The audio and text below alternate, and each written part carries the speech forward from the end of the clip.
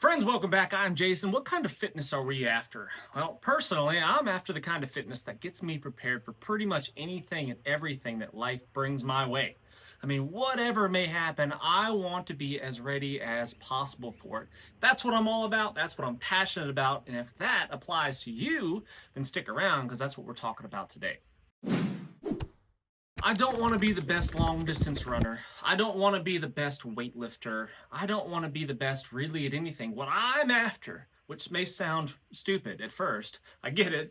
I'm after mediocrity. I want to be mediocre or slightly above average at everything. And I'm not talking about the gen pop. I'm not talking about general population of people, because if you look at the general population of Americans, for example, that the average of that is not very good. What I'm talking about is athletically fit, capable individuals. I want to be above average when compared to those types of people. I want to be able to do 20 pull-ups right now at a moment's notice. I want to be able to go run a mile in under 7 minutes right now if required. I want to be able to lift a heavy thing. I want to be able to save I want to lift the bus off the baby if I have to.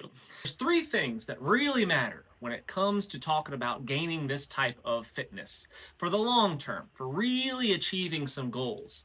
And that's going to be intensity, that's going to be consistency, and it's going to be proper nutrition. If you got those three things right there, you've got the stool, a stable stool that won't fall over when the bad times come, when the storm blows, when the zombies come. That stool won't fall over because you're going to be physically ready for whatever comes your way. Intensity. How hard are you working? You got to get out there. You got to get after it. You got to work hard, just like everything else in life. If you're not crushing it, if you are not putting in a ton of effort, you are not going to achieve the goals that you are trying to achieve. Now, I'm not saying you got to go out there and vomit every workout. You got to pace yourself. You've got to work with the abilities that you currently have, and you've got to steadily grow. But you've got to consistently work at it. You've got to really put in the effort and gradually lift a little bit more weight each time. Do a few more push-ups each time. Run that mile just a little bit faster each time. That is going to be super important. Intensity is key. Next on the list is consistency. If we're not consistent, it's a waste of time. It will do you absolutely no good to go out there and work out for a month and then quit. The New Year's resolutionists, you start the gym membership. You're like, yep, this is my year. You get out there and you go work out for a few times, and you're like, this kind of sucks. I'm over it. Waste of time, waste of money, waste of energy, and it just wasn't worth the effort that you put into it. You've got to be consistent.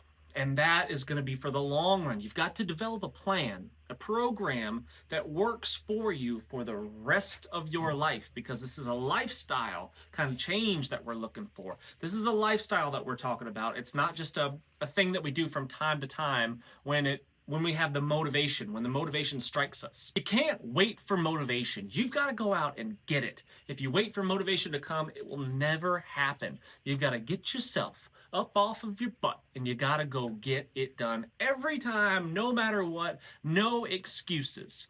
There's tons of time, probably most of the time, I would say, I don't feel like exercising. I don't want to work out.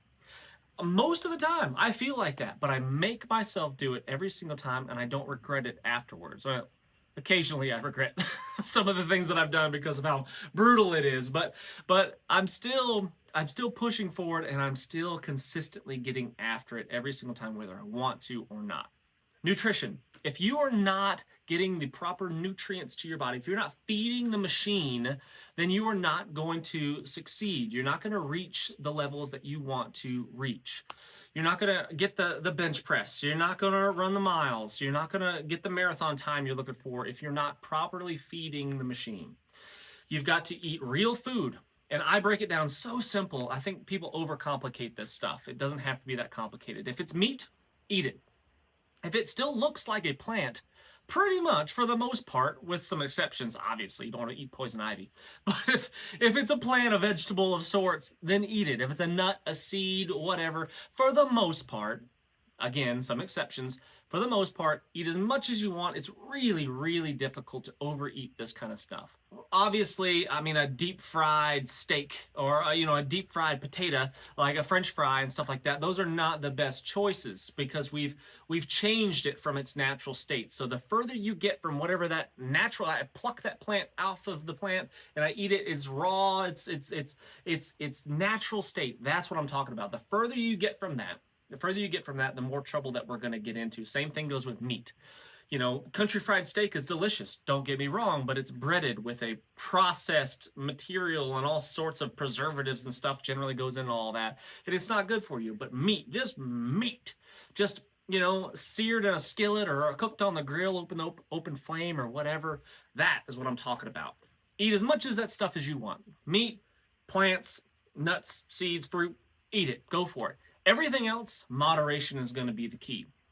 Stay clear of the stuff that's heavily, heavily processed. Sodas, candy, ice cream. I do love me some ice cream, don't get me wrong. But that kind of super heavily sugary stuff, and anything that's sugar-free doesn't mean that it's healthy. It just means it's more processed and probably worse for you than the actual sugar is. Stay away from that stuff. Get rid of all of the sugary drinks, the Cokes, the Pepsis, all that stuff. Just completely eliminate it from your life. Every now and then, if you want to splurge, it's probably not going to be that big a deal. But if we can be consistent with our nutrition, consistent with our training, we will achieve the goals that we're looking for. And if we add that intensity in there and we really get after it, that's where the magic happens. Guys, I really do appreciate you watching. Please hit that thumbs up and subscribe if you haven't done so already. Every Monday, Wednesday, and Friday, I post my workouts in short form on this channel right here. So if you want to follow along, obviously modify as needed. My workout yesterday was a 2-mile run. If 2 miles is too much for you, then don't do 2 miles. It took me 17 minutes, something like that. It was a little over 2 miles, and it was on varying terrain. 17 minutes, do something similar. If it takes you 17 minutes to do a mile, then your workout's a mile. If you are walking the 2 miles instead of running them, then do that. Whatever it is, everybody has to start somewhere, and everybody has to work with the hand that they've been dealt. So modify as needed. If you have questions, ask them in the comment section. I'll be there, and I'd be happy to help any and all of you guys. So again, thanks for watching. Can't wait to see you on the next one. Until next time, what's the worst that could happen? Let's just go on 3.